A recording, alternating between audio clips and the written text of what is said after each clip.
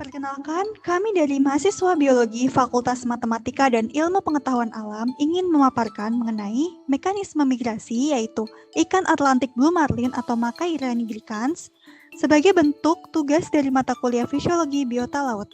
Berikut merupakan anggota kelompoknya, yang pertama Afia Yunda Pramantari, yang kedua Dewi Murtasia, dan yang ketiga Gerso Masengi.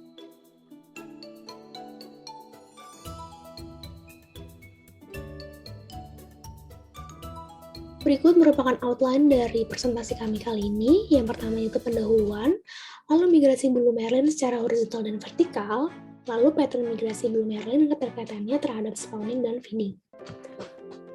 Yang pertama yaitu pendahuluan. Machaira nigricans merupakan telewestei samudra yang bermigrasi besar dengan jangkauan distribusi yang luas, terbentang dari perairan tropis hingga sedang pada 45 derajat lintang utara sampai 45 derajat lintang selatan di Samudra Indo-Pasifik dan Atlantik. Berdasarkan data, Blue Marlin dapat bermigrasi dari samudra satu ke samudra yang lain sepanjang sejarah hidup mereka. Misalnya, Atlantik ke India atau India ke Pasifik. Berikut merupakan ciri dari Machaira nigricans. Berdasarkan warna tubuh, pada permukaan atas berwarna biru, lalu berwarna putih keperakan di bagian bawah, lalu terdapat 15 garis vertikal di sepanjang sisi tubuh. Sirip punggung pertama berwarna hitam kebiruan dan sirip lainnya berwarna coklat tua. Warna akan memudar setelah kematian karena kondisinya yang sudah tidak segar. Untuk habitatnya, berada pada zona pelagik di perairan samudra dan ditemukan di kedalaman dari permukaan minimal 1000 meter dan dalam suhu permukaan antara 22 dan 31 derajat Celcius. Untuk ukuran, total panjang hingga 500 cm dan beratnya hingga 630 kg. Berikut merupakan pengertian dari migrasi.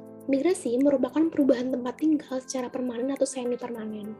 Migrasi juga dapat diartikan sebagai perubahan tempat tinggal seseorang, baik secara permanen maupun semi-permanen, dan tidak ada batasan jarak bagi perubahan tempat tinggal tersebut. Berikutnya mengenai pergerakan horizontal dan vertikal pada ikan Machaira nigricans, di mana gerak horizontal merupakan pergerakan antara lapisan permukaan campuran atau epipelagic zone dengan lapisan atas dari thermocline.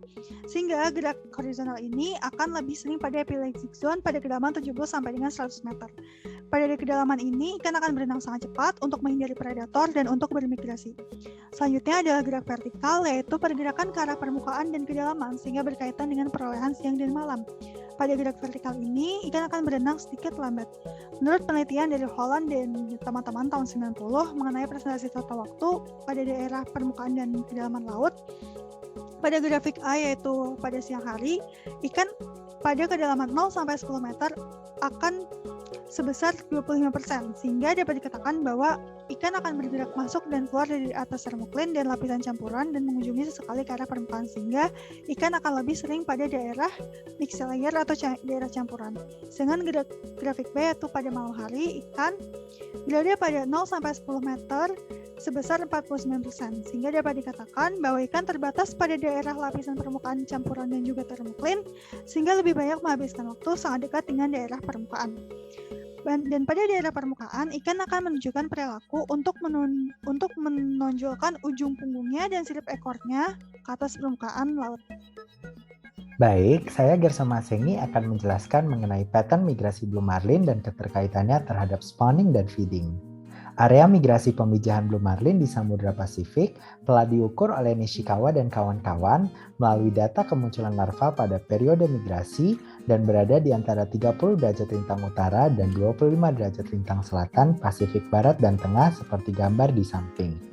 Migrasi pemijahan tersebut dapat berkaitan juga dengan aktivitas makan dan distribusi seksual dari Blue Marlin. Shimose T. dan kawan-kawan melakukan penelitian pada tahun 2012 mengenai pattern seksual migrasi Blue Marlin dan keterkaitannya dengan aktivitas spawning dan feeding di Laut Pasifik bagian utara.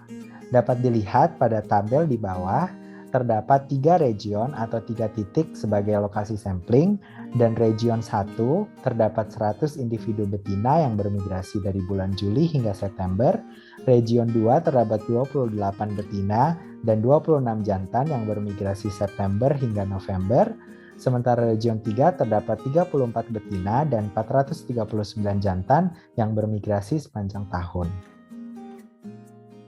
Pembahasan keterkaitan mengenai spawning dan feeding serta pattern migrasi dapat dilihat pada slide ini.